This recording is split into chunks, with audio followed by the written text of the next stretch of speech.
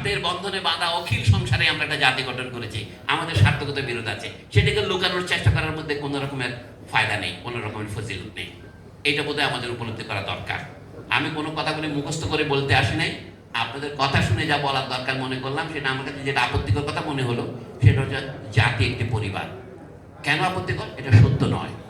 জাতি হচ্ছে স্বার্থের বন্ধনে তৈরি করা একটা সমিতি, যেখানে আমরা পরস্পরকে ভোট দেব।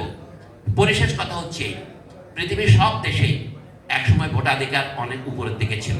রাষ্ট্রপতি হলে বাংলাদেশেও 35 বছর বয়স হইতে হবে, সংসদ সদস্য হলে 25 হইতে হবে। ভোট দিতে পারতাম আগে আমরা 21 বছর হলে, আমরা এটা 18তে নামিয়েছি। আজকে প্রধান উপদেষ্টার বক্তব্য যা শুনলাম ইউটিউবে, আমি তো এখানে ছিলাম না, মনে হলো 17 বছর পছন্দ করেন। আমি তো মনে ইস্ট ইন্ডিয়া কোম্পানি তার রাইটারদের যখন এদেশে পাঠাতো, রবার্ট ক্লাইভ, ওয়ারেন হেস্টিংস, এদেরকে পাঠাতো 16 বছর বয়সে। কাজে আপনারা কমাইতে পারেন, সেটা বড় ব্যাপার নয়। তবে জগতে সব জগতের নিয়ম হচ্ছে, আমাদের দেশে বিয়ের বয়স ঠিক করা হয়েছে কি, ছেলেদের 21, মেয়েদের 18।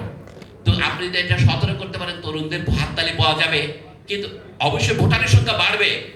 আমি সেটার বিরোধিতা করবো না, আমি দরকার হলে 16 করার পক্ষপাতী হব, কিন্তু বিনা ভোটে উচ্চকক্ষ নির্বাচন করা যাবে না। ধন্যবাদ।